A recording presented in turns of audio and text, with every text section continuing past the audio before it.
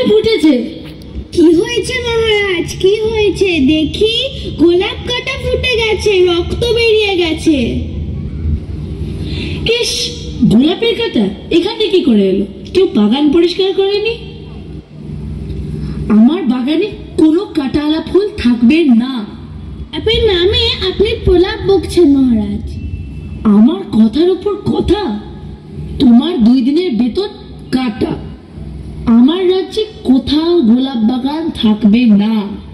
যথা আজ্ঞা মহারাজ।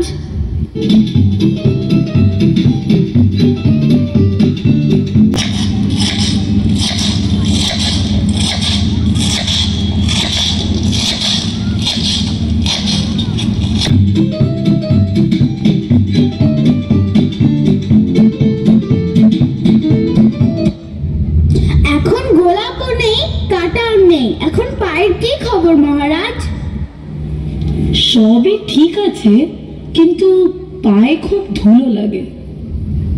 মহারাজ, পথ চলতে ধুলো তো থাকবেই। যদি ধুলো দূর হতো তাহলে খুব আনন্দ হতো। কাল থেকে আমার পায়ে যেন ধুলো না লাগে। কিছু একটা করো, নাহলে 1 মাসের বেতনের আশা ছাড়ো। কি করে সম্ভব বলুন তো? ধুলো তো আমাদের পায়েও লাগে। চুপ, আমাদের পায়ে লাগুক, আমাদের পা তো আর রাজার পা নয়। তাহলে একটা লোক রাখা হোক, যে কাপড় দিয়ে পা পরিষ্কার করতে থাকবে না হয়। আবার লোক নিয়োগের খরচা, বেতন আর দিতে লাগে ভয়। কিন্তু যদি আপনার পায়ে ধুলো না লাগে, তাহলে আপনার পায়ের ধুলো কিভাবে পাবো? তোমার জন্য না হয় 1 মুঠো ধুলো তুলে রাখা হবে। এখন উপায় ভাবো।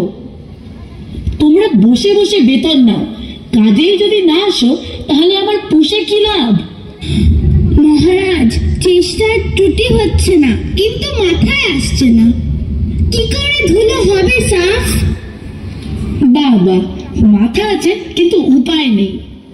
উপায় যখন নেই, বেতনও নেই। তোমরা বরং আমার পায়ে ধুলোই নিও। এখন যাও, যত সব।